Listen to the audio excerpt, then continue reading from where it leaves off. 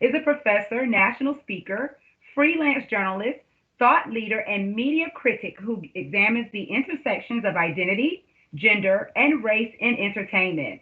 Named Business Equality Magazine's top 40 LGBTQ people under 40, their work has been featured on sites like NBC News, Vox, Vice, MTV News, Essence, Out Magazine, and more. They have worked closely with brands like Apple, Disney, and Instagram, and currently serves as one half of the podcast Learnt. In their first TEDx talk, titled Unlearning Fear, they examine the importance of speaking truth to power and what it means to not only reclaim personal power, but to walk in your full authenticity. They hold a doctorate in educational justice and write regularly about intersectionality and liberation for queer people and what it means to not just survive, but thrive. Without further ado, I introduce Dr. Jonathan P. Higgins. Welcome, Dr. John Paul. Thank you all so much for having me. I'm going to go ahead and put this into transparency mode so I can focus and hear you all. Really excited and thankful to be here. One of the things that I always like to do, and I always like to say first off, before I give any of my presentations, I always like to kind of remind people why we're here today and ultimately, kind of centering people in this space, considering that there is so much that's going on in the world. And so I often like to tell individuals and like to tell people that as I've been doing this work, the one thing I like to do is I like to call into the space the ancestors or the people that make it possible for me to do this work. I think about my first time ever seeing Brother Outsider and being introduced to Bayard Rustin and the work that he did for the freedom movement in the 60s. I think about Audre Lorde and how she helped me come to terms with my own identity and how I see myself in this space and in the work that I'm doing. Thinking a little bit about James Baldwin and the writing that he did and what it meant for him to be a Black queer individual. But more than that, I like to thank Marsha P. Johnson and Sylvia Rivera for their, I would say, tireless fight to make sure that queer Black people, specifically queer non-binary trans people like myself, are able to show up in the space, or in this world. So I wanted to note that because I think it's imperative for us to understand that before we jump into this conversation and examining why this conversation is necessary, thinking about how this conversation has been one that has been had over the last 40, 50, 60 years, and how the conversation is still going. And so I wanted to make sure that I big up those individuals. I just kind of a random note, I actually dedicated my dissertation to both James Baldwin and Bayard Rustin, and so there's that kind of piece there that is part of the reason why I do my work. With that being said, I wanted to kind of jump in, and I will share my screen now.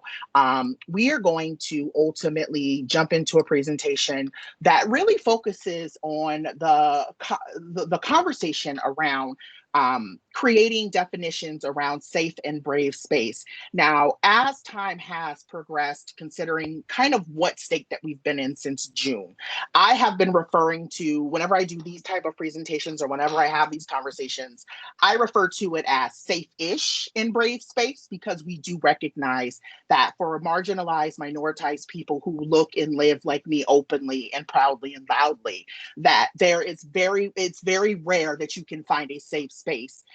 Even thinking about, and again, talking about Breonna Taylor and individuals like her who were ultimately even at home, how home is not even a safe space anymore for marginalized Black people specifically.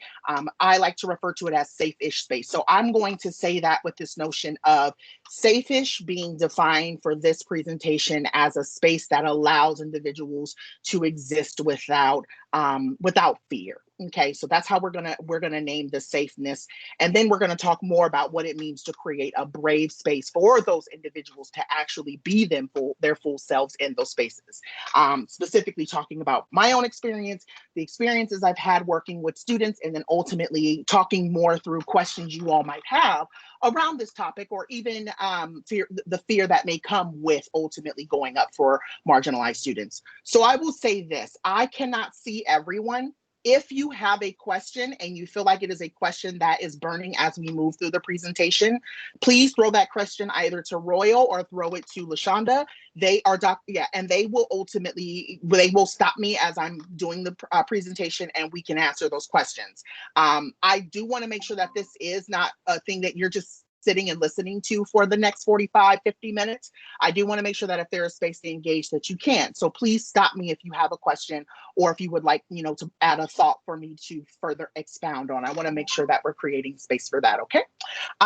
Next, so I wanted to make sure that I kind of keep us all in the same kind of purview of what we're going to be discussing today, because there are going to be a lot of terms, there are going to be a lot of concepts, a lot of ideologies that I am going to throw out. And so I want to make sure that if you're taking notes, or if you're typing, or even if you want this presentation, please let us know. We can send this presentation over to you. And I'd be happy to have further conversations about what I mean for certain points that I bring up in this presentation, if that's okay. So this idea about the struggle, right? I like to tell people that I think we sometimes get so caught up when we talk about Black LGBTQ students specifically. We talk about the Black struggle, but we never talk about the LGBTQ struggle that comes with the Black struggle. And I really want folks to understand what that struggle is, and we're gonna walk through that struggle and give that struggle, and I put quotations around struggle, right? I want to make sure that I make it very clear that not every LGBTQ Black person has the same experience, right? So I want to make it very, very clear that that this is a very much research-based, very much thought-based concept of, I've been in community with other Black individuals. I have done research with other Black individuals. These are some of the common struggles we have shared. However, making sure that everyone understands that the struggle does look differently for everyone else, right? We did talk a little bit about how we are going to conceptualize safe/safe-ish space.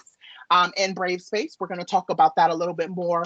But even more, I want to talk about the barriers, because I think we ultimately talk about the struggle, but we never talk about the barriers that are existing both inside and outside of the institution for our Black students who identify as LGBTQ.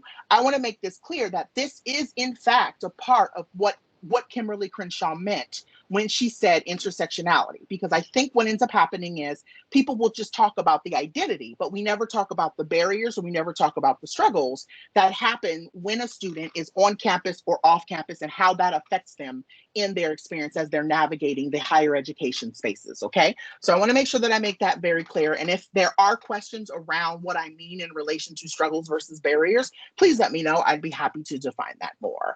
And then I think there's this real notion, and this is actually what I was just talking to my manager about, right? I really think it is important for us to really get real. And when I say get real, I think we oftentimes will get to diversity and then we stop. Or we'll start inclusion conversations and we go, inclusion, that's enough, because people are uncomfortable. I really want folks to lean into this notion of, one, there is no, I hate using the word stupid, but there is no dumb/stupid question to ask today. This is not, and we're also not going to be pointing fingers. That's the thing I want to make very clear, that this is not a moment to point fingers. I like to share in my own experience that even in the work that I'm doing, there have been moments where people have pulled me to the side and said, Dr. Higgins, what you said was transphobic, or Dr. Higgins, what you said was problematic, or Dr. Higgins, what you said, it may not be the right thing to say or do in this in particular moment. So I want to make sure that we all understand that we are all a work in progress and we are all learning. I've been at this for almost 12 years, and there's not a day that I don't wake up and go, that was new. Okay, well, let me go ahead and add that to the trajectory of other things that I got to remember or keep in mind. So I want to make sure that we all understand that this conversation is going to be a real conversation. And if you feel ouched, or if you feel like this moment where I'm poking and prodding at you specifically, I'm ultimately looking at the system that we all live in and how that affects us all in the ways that we make sense around the issues. So, breaking it down into systems, I oftentimes like to tell people that I think these systems are things that we have to talk about in order for us to understand what the bigger problems are. If I was in a normal space, I would ask people, how many of you know what critical race theory means? If you are not familiar with critical race theory is basically the concept that helps us understand that there's a saying that I often say, that the bad is already in the room. There's nothing that no one can do or say. There's nothing that we can do about it, right? Critical race theory really focuses on this notion of the insidious nature of white supremacy, right? So the intentionality of keeping marginalized voices out of the room, specifically Black LGBTQ individuals. This idea that we are seen as a monolith and that all of our experiences should be seen as one, and that one person, specifically like myself, can be that person to speak for the entire group of people, right? That's what ultimately critical race theory is. But even going further, what it does is it posits this idea around who has the power to say and do what around certain things. And so I want to challenge, because I think when we get into these conversations, and this is ultimately, I share this experience a lot about the reason, because I get all the time, why did you go do a doctorate? I had and I want to make sure that I make this very clear now, I had a Black dean tell me once when I went to him and said, I have some students, I was working in residential life at this time. I went to him and said, hey, I have some Black students that are queer and they're saying that they don't feel safe and blah, blah, blah, blah, blah. And these are some of the resources that they need. And he made me do this whole entire thing for it. And then basically when I came back to him with it, he said, well, I don't understand why this is a big deal. Black queer students have all the same opportunities that everyone else on this campus does. And I was like, oh, really? Okay, well, I'm going to go ahead and go do some research about that and bring it back to you to let you know that that's not true. And basically, that is what really got me into doing a lot of this work, was understanding how different power, different, spaces and places on campus ultimately move within the systems of white supremacy to keep individuals oppressed. And even if you don't think that you are a part of it, right? There are moments where I don't think that I'm a part of it. It is an insidious nature that lives within us and lives around us, right? And so that power structure continues to move in a very much way that keeps people feeling as if they are less or beneath other individuals.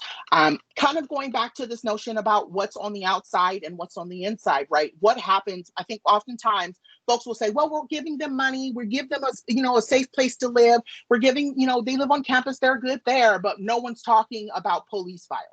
No one's talking about, not being able to, go into a store and shop or be, move throughout, the city without fear, right? I think about it for myself all the time. My husband, I drive around. My husband will sometimes say to me, please text me when you get where you're going, or please text me to let me know you're back home. And I know that he's not asking me to text him because he's worried about me getting in an accident. I think for him, it's police violence that he's worried about.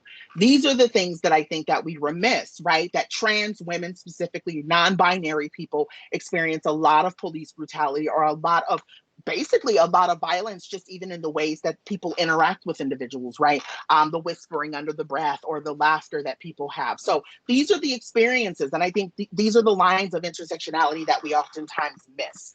So I just wanted to make sure that I make that clear.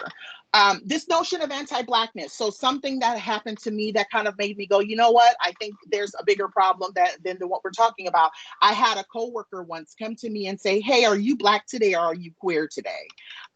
And how that conversation is rooted in anti-blackness, right? This idea that I'm supposed to put my queerness before my Blackness on some days, like, and not seeing me as a whole person. That is some of the experiences that a lot of Black queer people have within within the higher education sphere. The other thing I wanted to note is tokenization, right? And I like to ask this question a lot. How many of you genuinely have good relationships with the Black queer people on your campus? How many of you can call on them and say, hey, be a part of this conversation, and you're not just bringing them in because it's convenient for you or it's convenient for your department, right? That you genuinely have relationships with these students, to the fact that these students know you, you know them, and they ultimately feel safe in your space enough to be able to share their true experiences without being worried of being judged or being othered in it. And we're going to talk more about that a little bit later, about how do we get away from that.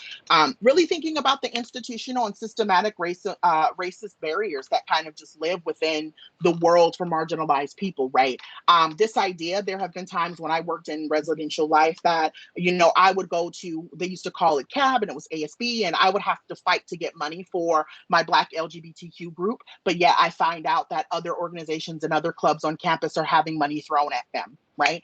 Why is it that my Black LGBTQ student groups and the students that I serve, you know, on my floor or in my buildings and things of that nature can't have the same resources and the same access to things to make them feel seen and valued within within the campus culture? These are all things that really seem to kind of play in my mind. And then ultimately really just thinking about the insidious nature of white supremacy and the erasure of Black queer people, right?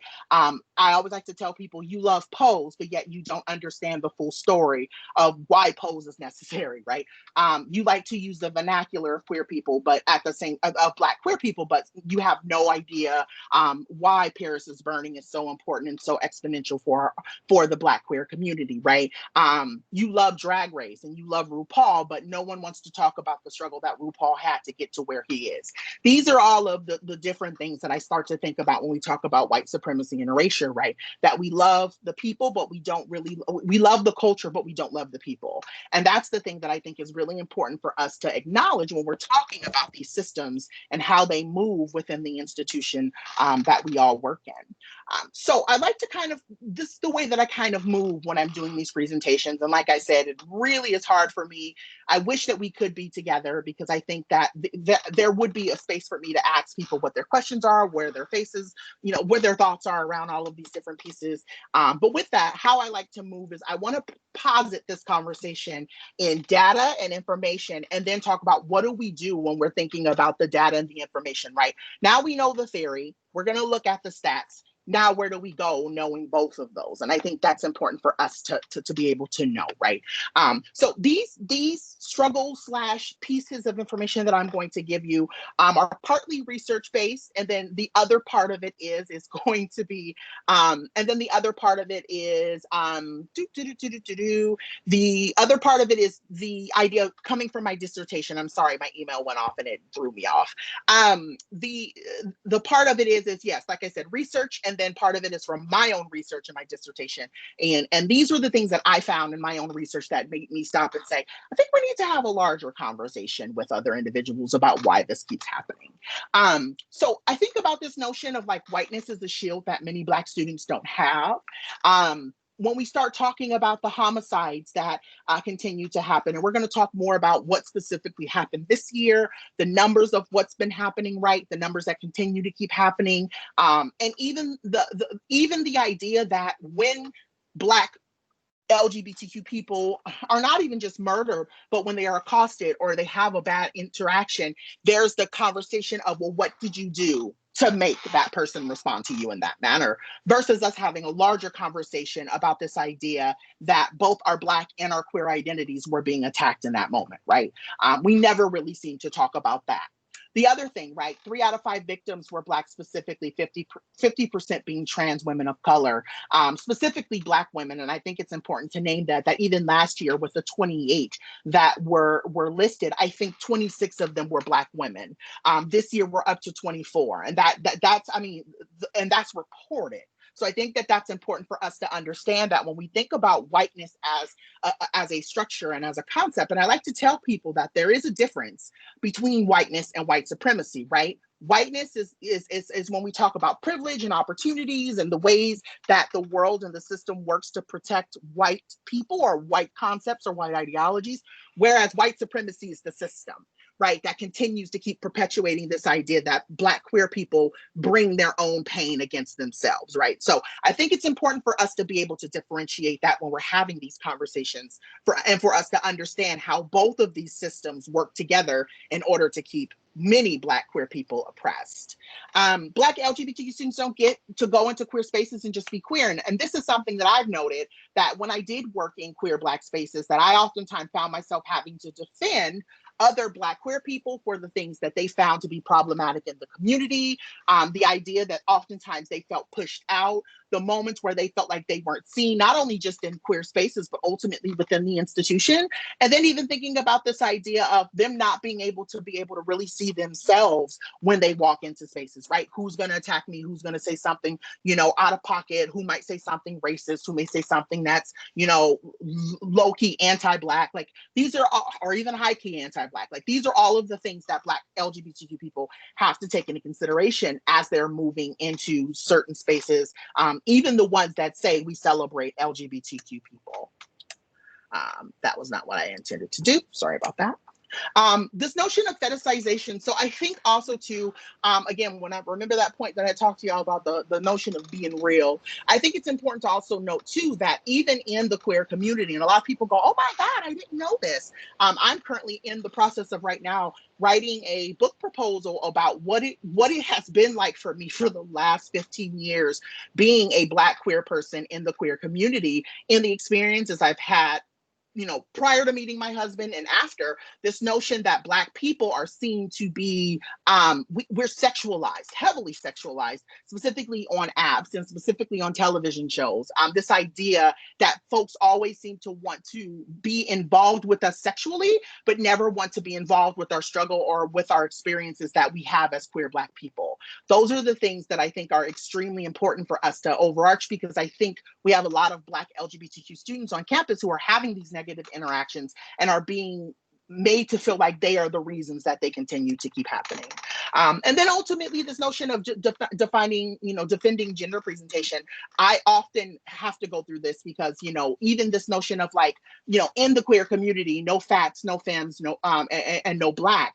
These are all three things, again, concepts of, the book that I'm currently proposing, but really thinking about this notion of defending gender presentation. It took me a very long time as a Black queer person to accept the fact that I'm highly effeminate and that I like it. Because ultimately, me being highly effeminate is oftentimes translated to me having an attitude, or me oftentimes being catty, or me being mean, right? When I'm ultimately asking questions, or I'm just a very, very vocal individual. I'm ultimately having to defend this idea that because I'm Black, I'm supposed to be docile or quiet. And specifically because I'm a Black male, quote unquote, that I'm ultimately supposed to play up to the expectations of society, but also the expectations of those in higher positions within higher education. So moving on, thinking about this idea of things that are specific. I talked a little bit about this earlier, right? Folks appropriating African-American vernacular, specifically the queer African-American vernacular. This idea of like, what's the tea girl and, sis and all of that, right? Being too comfortable. But then at the same time, when Black queer people use it to talk to one another, they're considered divisive or they're considered as trying to keep other people, they're trying to other individuals, quote unquote, in the LGBTQ community. Charging racism when addressing issues related to racist rhetoric. So someone says or does something anti-Black or does something racist, and then ultimately we are told that we are racist because we're ultimately acknowledging the issue. I always like to say this, and I think about this a lot. I have had moments where I've been in meetings with individuals who were not Black, and they will see me come into the room and they say, oh my God, here we go. And I'm like, well, what do you mean? And they're like, oh, he's going to pick apart everything that I say or do. And then I'm like, well, what does that mean, right? I'm trying to get under what do you mean by that? And this notion of every time that I'm in a space with someone, I'm ultimately looking for an opportunity to pick people apart when we should just be all charging people to do better. But that's a whole nother conversation for a different day. Black LGBTQ students having their narrative dominated by white American colonialism, right? This idea that there is not more than one way to be Black and queer. I think a lot about one of my really good friends, Ashley Marie Preston, right? How she tends to often wear a lot of African garb and all of these different things, and individuals tend to be kind of put off by the idea that she likes to celebrate her Blackness in a certain way, right? This idea for me that there are certain things I like to see and certain things that I like to do with my friends, and how people consider that as non-professional, right? But at the same time, that's just me being my true Black self, along with my true Black queer self. So really thinking about, again, that undertone of whiteness and white supremacy and how that plays out. And then the last thing I kind of think is really important to really think about when we're having these conversations around unique struggles, using trans within the context of white supremacy and using white ideas to define Black lived experiences, right? This idea that my professional experience or my lived experience or my educational experience or even my work experience should look the way that that other individuals want it to for me, right? I have been told on several fronts that the way I present myself and the way that I talk and the way that I talk about certain issues is not considered professional and it's not going to take me far. Meanwhile, I just booked a television show, but that's another thing that we'll talk about later. Privilege in the LGBTQ community, right? So really thinking about this idea that there needs to be a separate conversation between race and how queer people see themselves or see their experience. I think it's really, really important for us to understand that some of the things that really come into conversation when we talk about privilege is this idea that a lot of queer Black people, specifically queer Black people who look like me and are very vocal about issues, are erased from conversations. And we have to ask why. We have to ask ourselves, why is it that we are oftentimes removed from conversations when we start talking about privilege or we start talking about the ways that anti-blackness or, white supremacy move and operate throughout the institution? Another statistic that I think is ultimately interesting, I just wrote a story for Complex back in June around COVID, but specifically around homelessness, and ultimately learning that there is a high disproportionate rate of Black queer people who are ultimately homeless during this time, and asking the question, why? Well, when we start talking to Black and queer people about what their experiences have been in these homeless shelters, they are ultimately the first ones to be removed when someone says or does something racist to them, or when they say or do something that's out of pocket, right? So this idea that we are considered a burden even before we open our mouths or we say anything about the issues that live. Another thing, going back to this point about the struggles, right? Racism masks as preference, right? Even thinking about, the relationships or the orientations and the friendships that, people have with queer Black people. Oh, it's just a preference that I don't date Black queer men. My preference is this, whereas I'm not a food group, right? So your race is not a preference. You can't prefer someone as if they're a taco on a menu. And that's something that I think about a lot. This idea that we are seen as an accessory or we're seen as sort of a condiment to other people's ideologies around who we are and how we show up. Dr. JonPaul, I'm sorry. Go ahead. We have a comment from Dr. Wally Jean. Did you want to speak, Dr. Wally Jean? Oh, yeah. Thank you. Thank you, Dr. JonPaul. I just wanted to ask you to go back to the first point on this slide where you talk about the need to separate our race from our experiences as queer people in connection with the intersectionality and how those things may go together. Yeah. Okay. So this idea that I can't talk. I think that this is a very interesting conversation. And I think I've been in this conversation a lot, specifically with Patrice, who is also a queer woman, Patrice Cullors, who is one of the founders of Black Lives Matter. This idea that I can't show up in Black Lives Matter conversations as a queer person. I've also had conversations around people saying Black queer people can't lead the Black Lives Matter movement. When in actuality, that the Black Lives Matter movement was led or started by two queer people.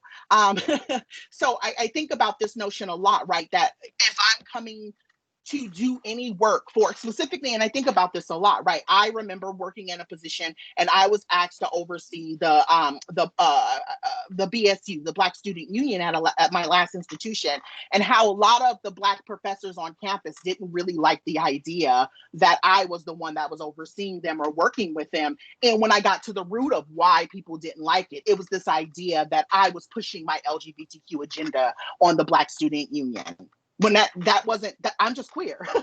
Like that has nothing to do with what I do. And so I think about this a lot when we talk about this, right? When I show up into Black spaces, I'm just supposed to be Black. When I show up into LGBTQ spaces, I'm just supposed to be LGBTQ. But no one seems to understand that those experiences, me being a Black queer person, they're interlinked. I can't separate them because of the way that the world treats me and because of the way that the world operates, if that makes sense. It does. Thank you so much. You're welcome. Glad I could help.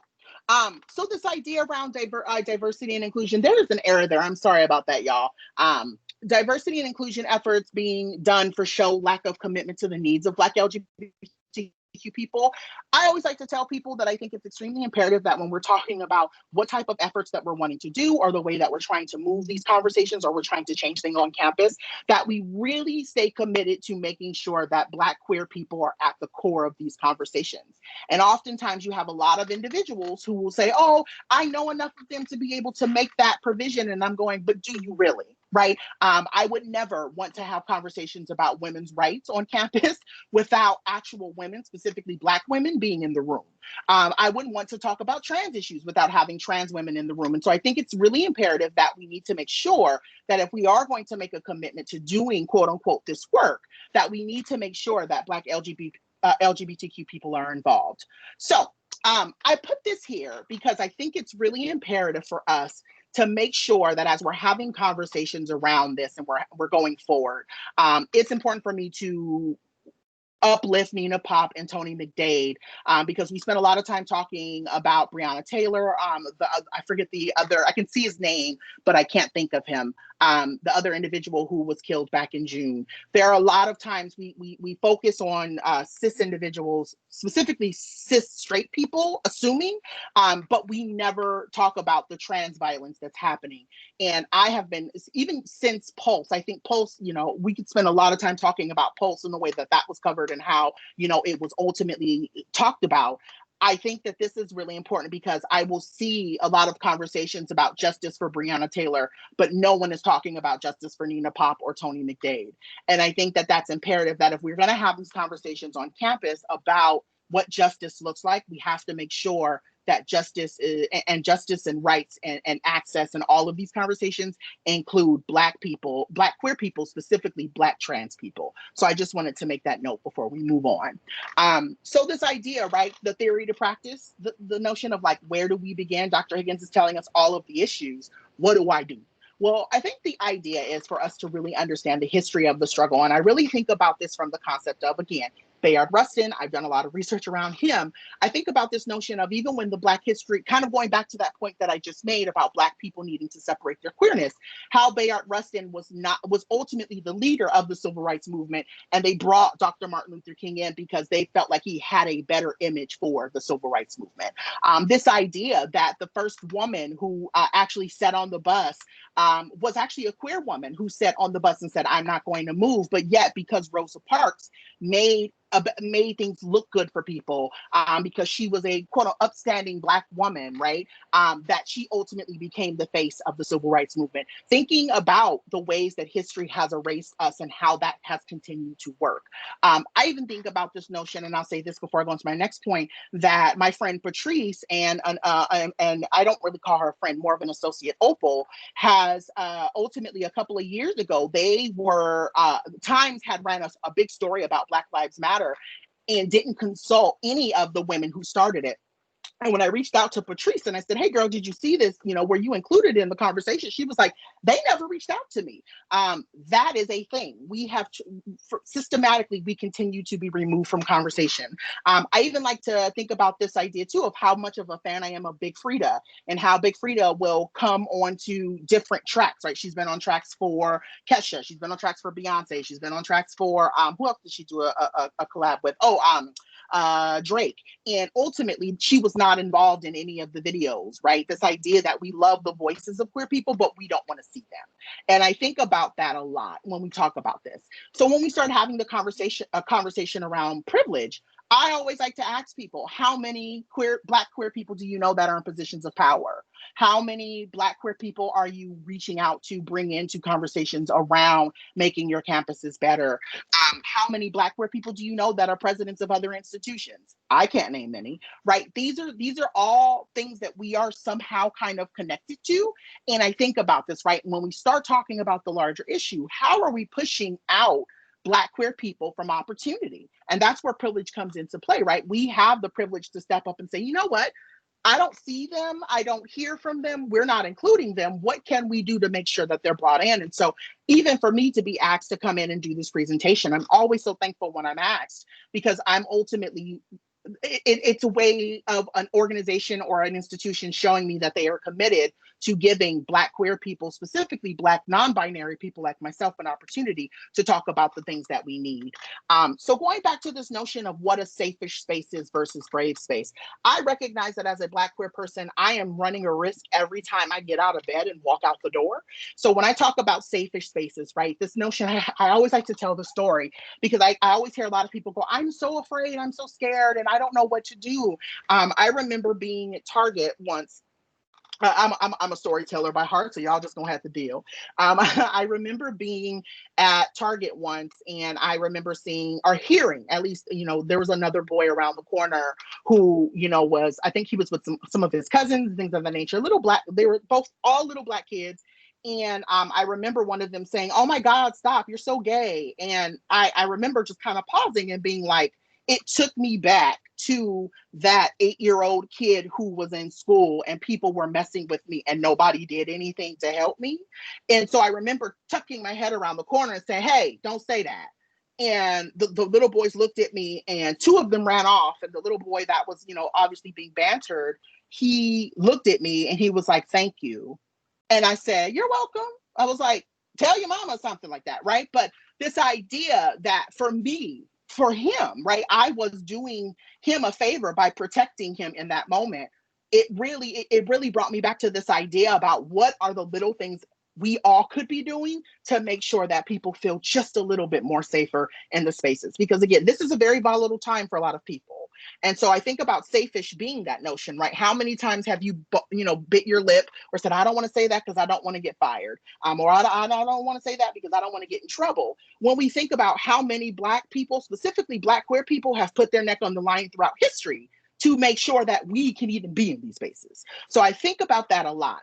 The notion of brave spaces, right? I think about this notion of how are we making space to make sure people can tell their stories the way that they want. I'm very blessed that I get to wake up every day now and tell my story the way that I want to, and I get to speak about my experiences the way that I want to. But it took years for me to be able to do that.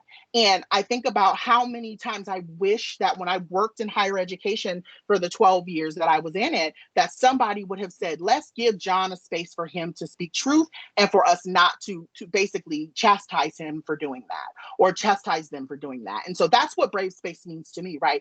Giving someone an opportunity to speak in full authenticity without fear that somehow that word or that experience in terms of intersectionality is going to come back to harm them. Because that's what oppression truly is, right? The ramifications of you living your true self and then ultimately you having to pay for it in some way, shape, or form afterwards. I think about this notion too, right? A lot about how much time and space do we take up thinking about individuals who are not Black or individuals who are not queer. And this notion of, yeah, we do all of these things for Black History Month, but how many days out of Black History Month are given for Black queer people to actually speak in authenticity or to speak about their experiences or to even do something that is ultimately considered revolutionary, right? And giving folks on the outside an insight into what we do. I know for myself, one of the things I always like to talk about was when I used to work in higher ed in October, we used to do a coming out monologues, but I intentionally one year made it for queer people of color. You had to identify as Latinx or Black or any diaspora of POC in order to be a part of it. And it was for us to be able to have real conversations around race and queerness and things of that nature, right? But that was me taking a risk. It panned out, and students were very thankful that I went up to be able to do that, right? I really like to ask people this notion too, talk more about this idea about so I'm going to say this before I get into this point, and however it lands is however it lands. I like to tell people that by heart, I'm a truth teller, and that's what I'm going to do in this moment. I remember, and a lot of people know this, if you know anything about me or my story, a few years ago, was removed. I like to say I was asked to leave out of a position that I had taken because of me ultimately aligning myself with Black Lives Matter and the experiences around Black queer people and being very vocal about very vocal about white supremacy and whiteness. And I thought about it for a very long time about how I saw myself as the problem, or why was this happening to me? And then I started thinking about, well, they killed Dr. Martin Luther King, they killed Malcolm X, they killed, Marsha P. Johnson, and ultimately they'll kill you too if you don't, speak your truth. So I think about it this way a lot, right? This idea of what it means to be complicit when we get into situations specifically for Black queer people. A lot of times Black queer people already feel like we're already on the chopping block. There needs to be more conversations around what are you actually doing to make sure that Black queer people can actually feel safe or feel like they have some sort of support. I tell people all the time, I genuinely don't need an ally anymore. I'm in a place now where I need people to be co-conspirators and people to be, and we're going to talk more about that in just a second. But I genuinely live in this place of, thank you for being an ally. Thank you for seeing me. Thank you for understanding my struggle. Now, what are you going to do about trying to make sure that I can survive and be safe? Because I just need to live long enough to be able to meet Beyonce. That's just real. So I always like to tell people being an ally is great, but I need people to do a little bit more. And I think doing more is going to be encompassed a little bit in this conversation, right? This notion of working towards challenging policies that center whiteness and capitalism. There should be no reason why Black queer students don't feel safe on campus, period. And I like to just kind of put a period there because I think people go, well, what about this and what about that, right? If a Black queer student says, I had a bad interaction with police, we need to stop and have a conversation about what did that interaction look like? And why are our Black students / our Black queer students having these interactions with police? And how often are they? Because I know for a fact that working in Res Life, there were a lot of really terrible interactions that Black queer students had with the police, and no one was doing anything to talk about that, right? Very much kind of that. There were a lot of policies that needed to be challenged. And then grappling with inequitable processes that often silence the race queer Black population. I think about, people think, oh, the name changing thing, we're going to do that. We'll try to get folks their preferred name. But even referring to it as preferred name or preferred gender, that's violent. And I don't say that just for Black queer students. I say that for all queer students, right?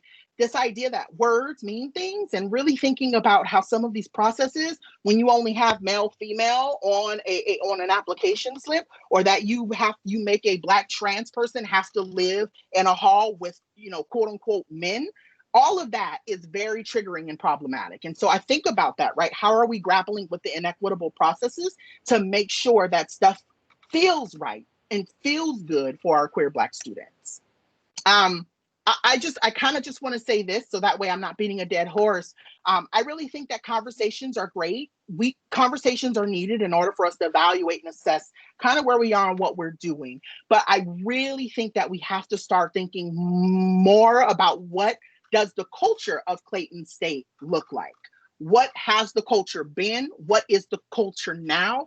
And ultimately going forward, what should the culture be? And that for me is where the real DEI work starts. We can talk about diversity and equity and inclusion for days, but if we're not going to address the culture of the institution and how the culture of the institution moves, our students are going to forever be in this place where they feel marginalized. And so I think it's imperative that we really start to think about that. And then working with the right people to change said policies. I always like to tell people, just because they buy a ticket to your show doesn't mean that they're your number one fan. I want to work with the right people, and I genuinely want to work with people who want to create and want to make change, and people who are not scared to make change. I even think about folks like LaShonda and Dr. Royal bringing me in. That's a risk because like I said, my whole entire brand is built on truth telling. And so when folks say we want to bring you in and we want you to do these presentations, or we want you to talk to our students, or we want you to talk to our staff, that for me tells me that these are the people that I need to be working with to make the right changes. So if you're not working with them, I'm gonna go ahead and plug you and say that you should be going over to their office or hitting them up for a Zoom meeting sometime soon. And then ultimately listening and being okay with, I would say, both speaking up and being quiet. I think for me, I've very much learned, especially when I'm in spaces with trans people I look up to and I love. I will say that, Angelica Ross is a really good friend of mine. Both Ashley Marie Preston's a really good friend of mine. When I'm in spaces with them, when we go to dinner and they're going back and forth, I'm good for being quiet. If they're talking about something that I have nothing to add to, that ain't my conversation to be in. But I am also in a place where if I see somebody say something out of pocket to one of my sisters, I'm gonna speak up, right? And I think that that's the thing that we need to be comfortable with. This idea that silence is violence is the thing we all need to have at the front of our mind, regardless of how we identify. And there are moments where we may go, I don't want to rock the boat too much. I don't want to lose my job. I don't want to do that. You will survive. You will be fine. I'm a living proof of you can lose it all tomorrow and be given the world the next day. So I want to tell people that as long as you are doing good work and as long as you're doing it with the right heart, good things will come to you so that way you can help those who truly need it. And that's something that I believe deep within my heart. So as we're wrapping up and as we're closing, I want to make sure that we leave space and time for us to ask questions and get into conversations. And if you want to put on your, your cameras and you want to have a conversation with me, I am so in all for that. I just want to make sure that we are being intentional. That's the only thing I ask, is that as, if you work in a certain department, or if you're a dean, or even if you work in the president's office, really thinking about how important it is to be I'm looking at inequitable, being intentional about the inequitable processes that live within the institution. We cannot change the culture of the institution if we're not committed to being intentional about the ways that we want to change it. Inclusive language. I always like to tell people, you may not know the words, but Google is free. And there are a lot of queer people like myself who will tell you, this is what this should look like, or this is what this should sound like. And ultimately, this is what this should feel like. And I think when you can start having conversations and saying, I don't have the right language, or I don't understand what this means, but I do want to do better. I definitely think we can do better. I like to think a lot about Dwayne Wade and Gabrielle Union. I think they're a great example of saying, we don't have the language, so what are we going to do to find it? When their daughter came out as trans, that's exactly what they did. They started poking people and reading and trying to do whatever they can to make sure that they could understand fully what the experiences of their daughter was. And I think that's something we should all be trying to do. Community-driven events, right? Asking queer, trans, people of color, specifically Black individuals, what do you want to see on campus? What do you want to feel? What do you want to have that's going to make you feel good in moments like these? I know I have been doing this thing. It's kind of like an underground thing, but I've been doing like this book reading healing series, and I've been reading with a lot of queer Black people, different books. Right now we're reading, I'm going to put this up here. It's not a plug, but it's a good book. I'm telling the truth, but I'm lying. This book right now is the book that we're currently reading in our little underground group. And I think that that's important, right? Starting spaces and opportunities for queer Black people to feel like they have community. And then working in collaborations with other communities on said events. I think it's imperative for folks to know, if you're Latinx, if you're Asian, if you are, Native American, or even if you identify as any other part of your identity, right, that's not Black and queer, I think you need to be asking, well, what can we do to be a part of this community, or creating opportunities for all of us to be in community together? I used to put an event together. I think the event was called Truth Be Told. And it was an event where we looked at different current event topics, and folks would get together at different tables and we would have conversations. And this event was hosted by the Latinx, there was basically the Latinx Student Union. And I also did it with a Native American Student Union, I think WGSS, Women's Gender and Sexuality Studies. But that event was very much an all community event. And we talked a lot about what was happening in different communities, specifically in the Black community around queer issues. And then lastly, really just allowing queer Black students to just be. I think we expect them to come to meetings. We expect them to go to work. We expect them to go to class. We expect them to read. We expect them to, thrive, be successful, be smart, get good grades. But sometimes Black queer students just want to be. Like, we don't want to have to explain our experiences. We don't want to have to, battle, privilege or white supremacy. We don't want to have to fight. We don't want to have to argue. We don't want to have an attitude. We just want to exist. And I think giving queer Black students specifically the opportunity to just be on campus and be able to thrive in their own right is a big thing. It's something I specifically did not have. And so I think that's my overarching thing, right? What are we doing to make sure that other queer Black students can have the experiences that a lot of other ones did not? Me being one of those individuals. So with that being said, I think it really just this idea of we need to start having these difficult conversations. These conversations are not going to oftentimes always feel good, but I think when we start talking about what difference looks like, how we are all actively working to get rid of toxic masculinity and patriarchy, and how we're working to dismantle white supremacy, I think when we can have those conversations and say, look, I have more caliber or more space in this room to do this, that's when people say thank you, because I am tired. I need the rest. And I think a lot of queer Black people, specifically your students, are tired. This notion of stepping up and stepping back. I always like to think back, to my own experience living and working on campus, even just being a student on campus. I was doing a lot of stepping up. And I definitely want to ask, why, like, now that I'm an adult and now that I think about that experience, I'm always asking, why was I always the one having to step up about these issues? And why was there never anyone on campus who was there to back me up, if that makes sense, or willing to step up for me so I could step back. And then redefining what inclusion really means for your institution. Like I said, really looking at the culture of your institution. If we're not really here to look at that or really here to talk about what the culture of the institution is, then there's no reason for us to have conversations about diversity and inclusion. Because again, at the end of the day, we're not welcome or we're not ready to even be in these spaces anyway. So that is what we need to address. And then, like I said earlier, the accomplice co-conspirator conversation. I love the idea of folks being my accomplice because the world already thinks I'm trouble anyway. What I need, instead of people telling me, oh, I see you in your struggle, I need people outside ready in the car. So when I run out, we can go off into the sunset. I need people willing and ready to go up for me just as much as I'm ready to go up for me. And then the last thing I think is important is being okay with messing up, asking questions, pulling people to the side saying, hey, I'm reading this book, or I read this, or I saw this online, and I just have a question about that. I always like to tell people I have no problem with helping you understand a concept a little bit better. But what I need you to do is at least start your own process, right? That's the thing that I want people to be able to know is that we're not asking you to know everything. We're not asking folks with privilege to know everything, but you do have to be okay with not knowing everything. And that's kind of where everything starts. So I like to kind of end on this note. This kind of hit me, and this is the reason why I put it here. If you have come to help me, you are wasting your time. But if you have come because your liberation is tied up in mine, then let us work together. I really want folks to, like, if you don't take anything else from this presentation, this quote is ultimately what it comes down to. I want to tell everybody that oppression is connected. And whether you sit in your office today and think, oh, this had nothing to do with me, I'm going to go off into the world and act like it didn't happen, I will tell you something that my mentor always tells me. He says, if they come for me in the morning, they will come for you in the night.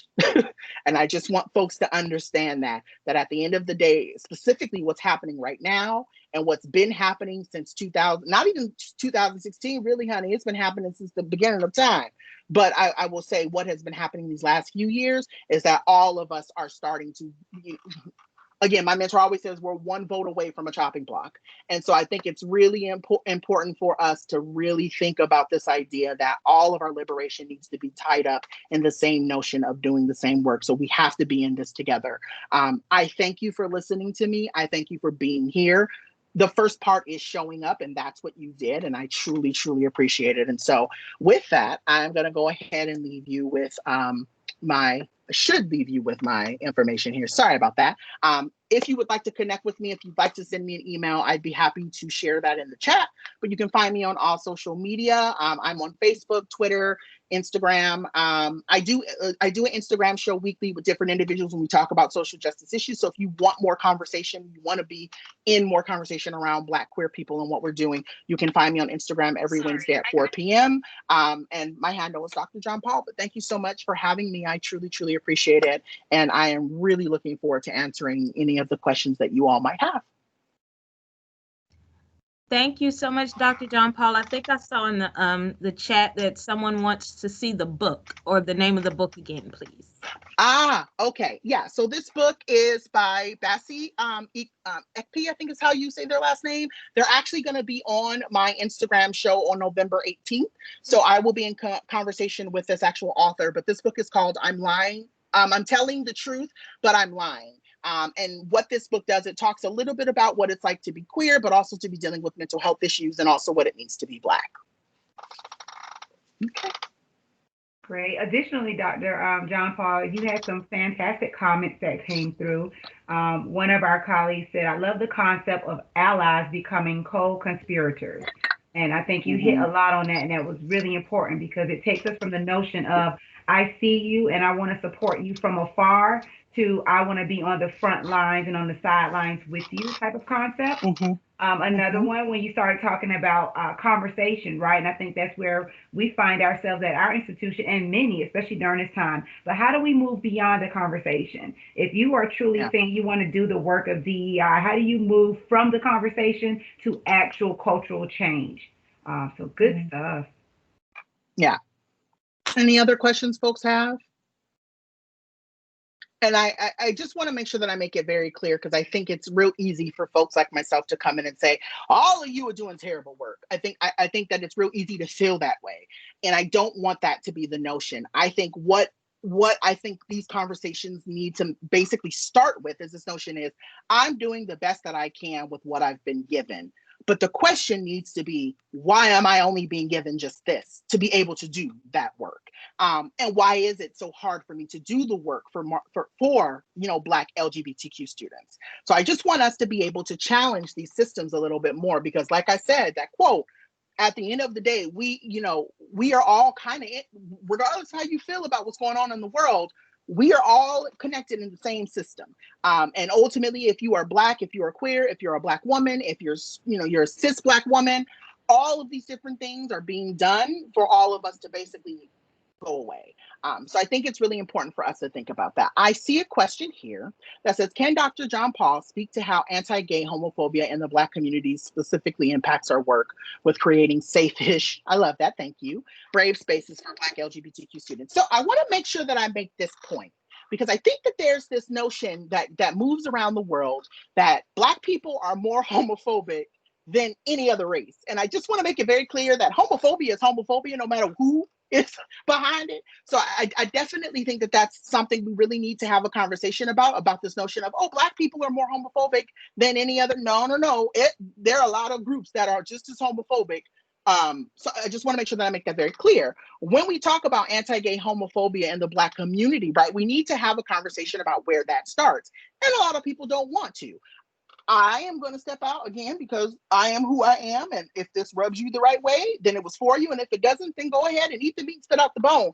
What I will say is that I think that we need to have a real conversation about religion and the ways that religion ultimately frames the way we talk about LGBTQ experiences, people being non-binary and owning their identity, right? There's an expectation that if you are Black, right, that you need to ultimately adhere or you need to perform. And I say perform with quotations because of respectability politics. You need to perform in a certain way for Black people to love and like you. And I will tell you this much. I was not put here to be liked or to be loved by anybody for a specific reason. If you don't like me or my identity, then I'm not for you. And I think we really need to have a conversation about the ways that religion and the ways that these different patriarchal concepts, or the ways that, again, even white supremacy, how that was rooted, even thinking about slavery, right? About this idea that religion was put on us versus us having the mind to be able to say, I think that this is true for me and my family and my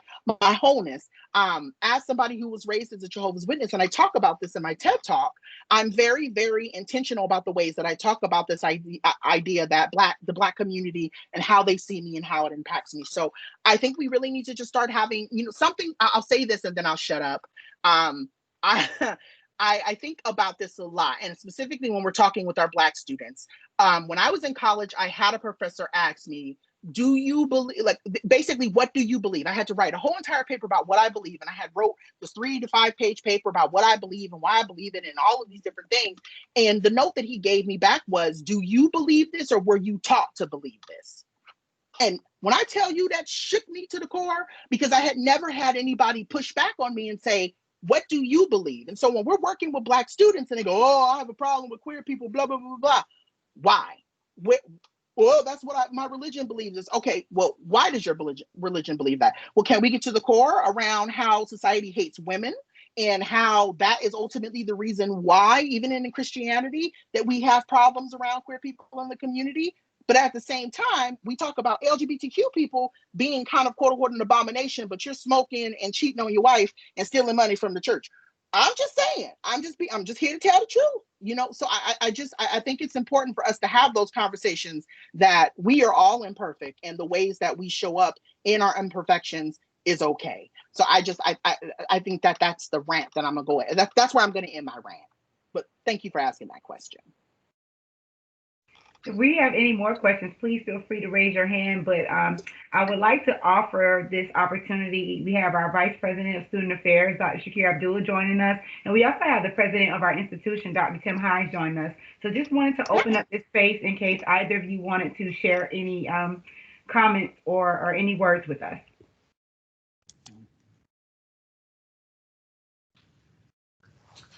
So Dr. Baxter, thank you for putting me on the spot. Dr. JonPaul, thank you for your time, and thank you for coming and sharing with us. I think it's a timely conversation for us as an institution. We are a predominantly Black institution, and I think we have a significant population of GLBT plus students who sometimes go unheard because the conversation is just not had. People exist and people live, and I think they appreciate the type of campus we have, where only about maybe 20% or so of our students live on campus, and so folks can live and let live. And we are close to obviously the city of Atlanta, so there are some benefits for folks who identify as GLBT plus. So thank you for your leadership and your guidance today, and we appreciate you sharing some time with us today. Thank you for having me. I really appreciate being here. You're very welcome.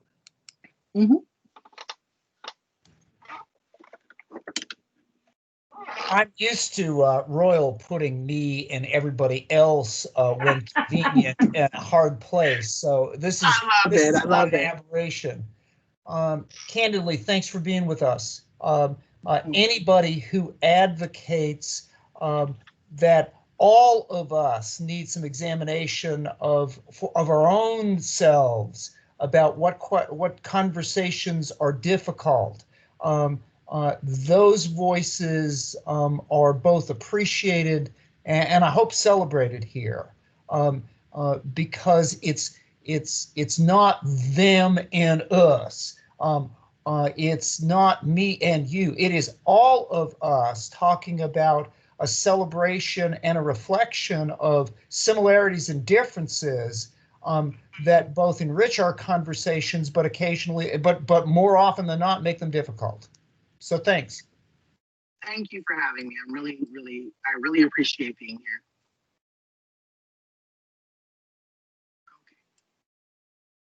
So I'm getting away from being on the spot again, Royal. I hope that's okay with you. That is quite all right with me.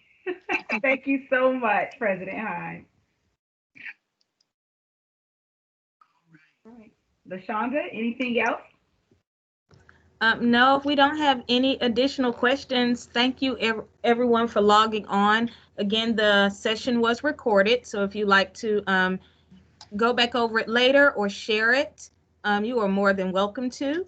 Again, thank you all for participating and for signing on, and thank you all, especially Academic Affairs, for your support, and we look forward to engaging with all of you very soon. Great, fantastic. Thank you all for having me. Have a great day. Thank you again. All right, bye-bye. Thanks all.